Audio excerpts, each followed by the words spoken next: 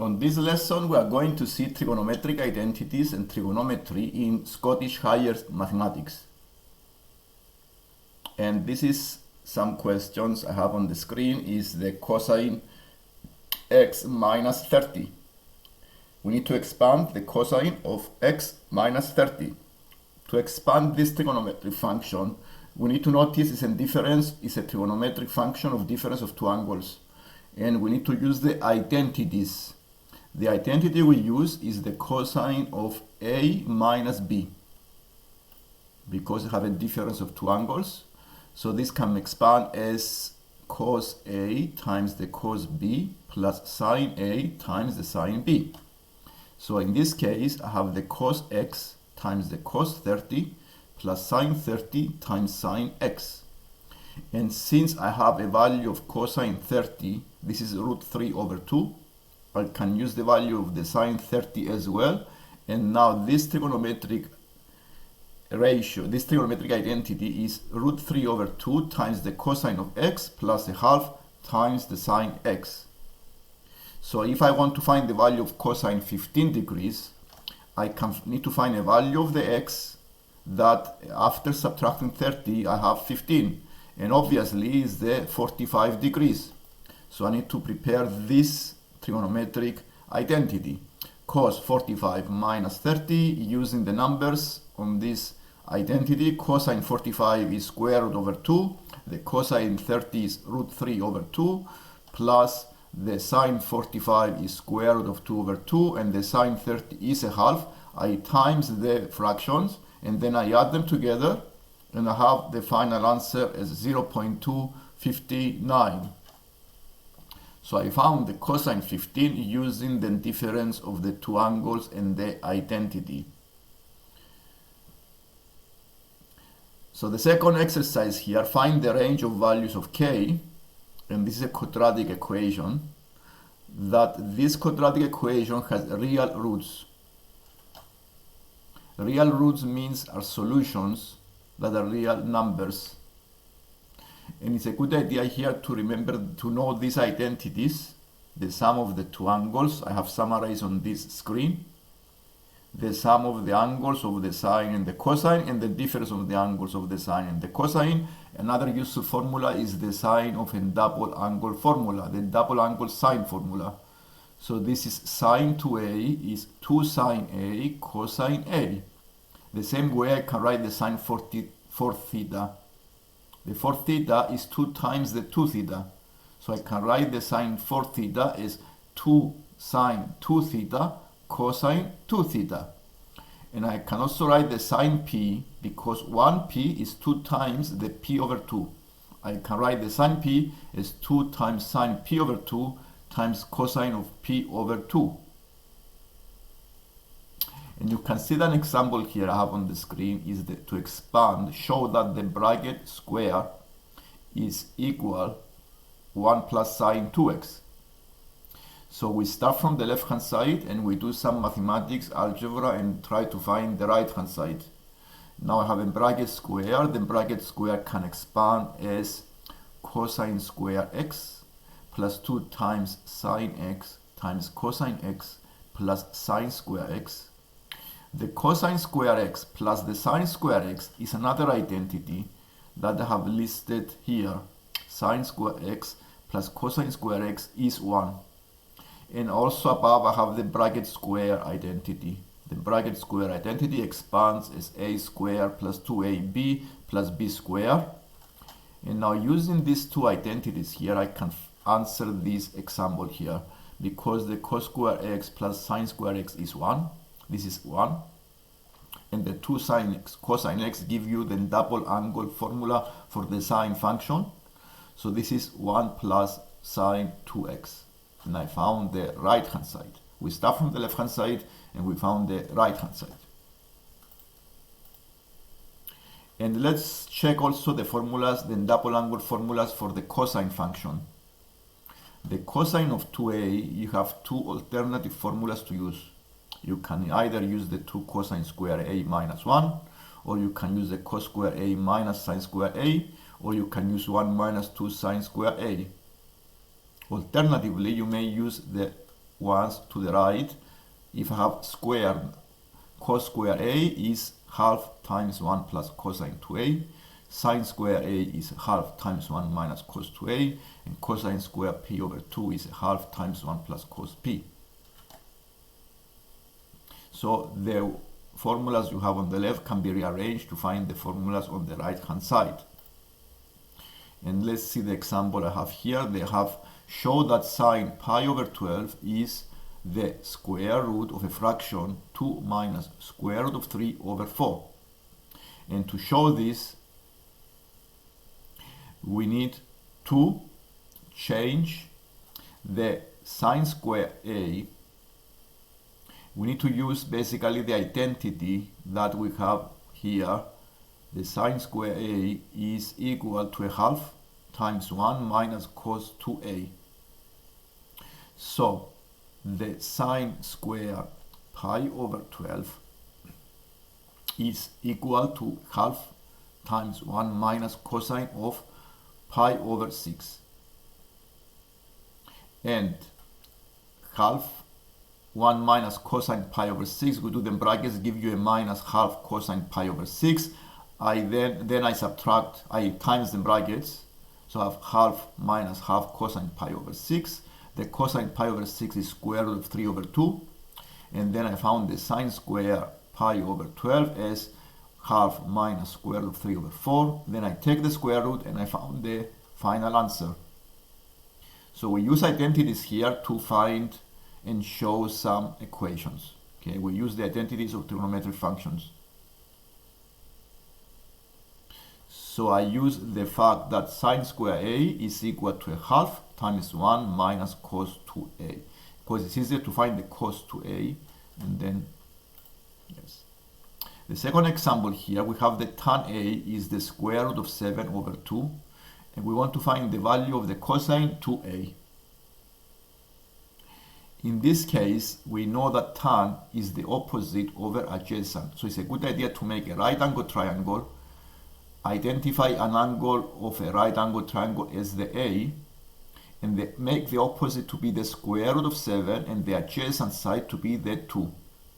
And because these two numbers can give you the hypotenuse, using the Pythagoras theorem now, I can find the hypotenuse, the x of this right angle triangle. And since if I found the hypotenuse, I can also easily find the cosine.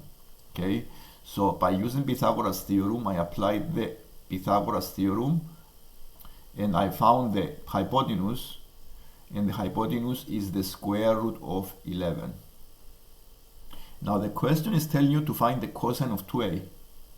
And the cosine 2A using the identity is 2 cos square A minus 1. So if I found the cos A using the trigonometric function adjacent over hypotenuse, and I have the triangle here, so the adjacent is 2, and hypotenuse is square root of 11, so I can find the value of the cosine A. So the cosine A is 2 over square root of 11. Now going to the identity, cos 2A is 2 times the cosine square A minus 1. So I can put the numbers into this identity and the formula, and this formula gives you the value of the cosine 2A as minus 3 over 11. And it says find the exact value of the cosine 2A where the angle A is on the first quadrant. And yes, and to be on the first quadrant, basically, it needs to be, yes. So the cosine 2A is minus 3 over 11.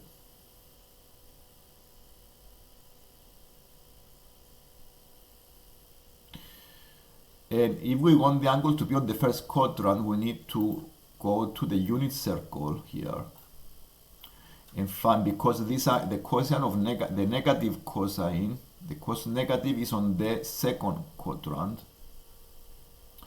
and to find the angle into the, we use the inverse on the calculator to find the angle A, and then we do an adjustment. So if I take the inverse of the cosine of minus 3 over 11,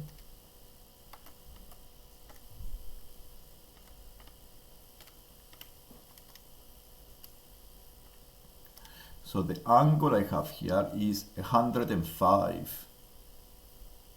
So I need to make the unit circle here to find the angle. So the angle I have here, because the cosine is negative, is on the second quadrant, the answer here. This is the value of the 2a, so it's 105. So if I divide this by 2, the angle A will be on the first quadrant. Okay, so 105 divided by 2 is 52.5. So the 52.5 give us the angle on the first quadrant.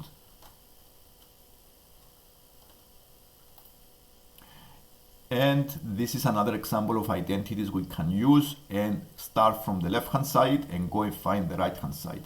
The first one shows that the cosine theta plus sine theta times the cosine theta minus sine theta is equal to the cosine 2 theta. So if you see these two brackets, this reminds you the difference of two square brackets, because I have the difference of two squares is a plus b times the a minus b.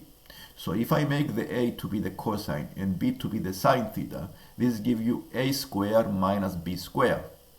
So I can write these two brackets above, the cosine theta plus sine theta times cosine theta minus sine theta is cos squared theta minus sine squared theta, and this is the identity of cosine of 2 theta, the double angle formula for the cosine. This is a very useful identity, the difference of two squares, and this is a minus b times a plus b. To answer this question here, if a, the angle, is between 0 and pi over 2, find the exact value of the sine 2a. And here we have the tan a is a third. Now if we have a tan a is a third, it's a good idea to make a right angle triangle, identify the angle a in the right angle triangle, and make the opposite to be 1 and the adjacent side to be 3, because the formula for the tan a is opposite over adjacent. And using Pythagoras theorem, you can find the hypotenuse. And here I found the hypotenuse to be the square root of 10. If I have the hypotenuse now, I can also find the sine and the cosine. And if I go to the double angle formula of the sine, this is 2 sine a cosine a. The sine a is 1 over root 10, is opposite over hypotenuse, and the cosine is 3 over root 10. And times these two fractions give you the final value of the sine 2a, which is 3 over 5. Another example I have here is these two right angle triangles. So I have the same sides, but I want to show that the cosine of the x plus the y is equal to 1 over root 5. So I need to start identifying missing sides here, okay? I need to show that the cosine of x plus y is 1 over root 5. I need to find what is the sine x, what is the sine y, what is the cosine x, and what is the cosine of y. Because I have right angle triangles, I can start from the one below and find the hypotenuse using Pythagoras. And using Pythagoras, I can find the hypotenuse AC as 10. And if I found the AC, I can also find now the ratios, the hypotenuse of the other right angle triangle, because I have two right angle triangles. And since I found these two hypotenuse, I can also find the sine x, the cosine x, the sine y, and the cosine y. And I already found them using the sides, 3 over 5, 1 over root 5, and so on. If I found this, I go to the identity of the sum of the two angles of the cosine. This is cos x times cos y minus sine x times sine y. I go and put the numbers into this identity. I do calculations, and I found the final value as 1 over square root of 5. Now here I have an example how you simplify square roots. If you have a square root, you can write the number as a square number times another prime. For example, 125 can be written as 25 times 5. So I can write this as 5 square root of 5. And the final question I have here on this lesson is to this identity express 2 cos x plus 3 sin x in the form k cosine x minus a. In this case, the cosine x minus a is the difference of two angles. So I can use the identity of a difference of two angles of the cosine. And that's how I did below here. I make the left hand side, the 2 cos x plus 3 sine x, to be equal to the k cosine x minus a, which is cosine x times cosine a plus k sine x times sine a. From this equation, I identify other equations which I can solve and find the missing values. The first equation is k cos a equals 2, and the second equation k sine a equals 3. And dividing these two equations, I can find the value of the a. If I divide the 2 by 1, I have the tan a is 3 over 2, so the angle a is 56.3, and if I found the angle a is 56.3, I can also use any of these two equations and find the k by substitution. And I put the angle in one equation, k cosine 56.3 is 2, so the k is 2 over cosine 56.3, so this is 3.6 or root 11. And this is the lesson today. If you like the lesson, you can press the like button and subscribe to see more lessons like this one. Thank you for watching.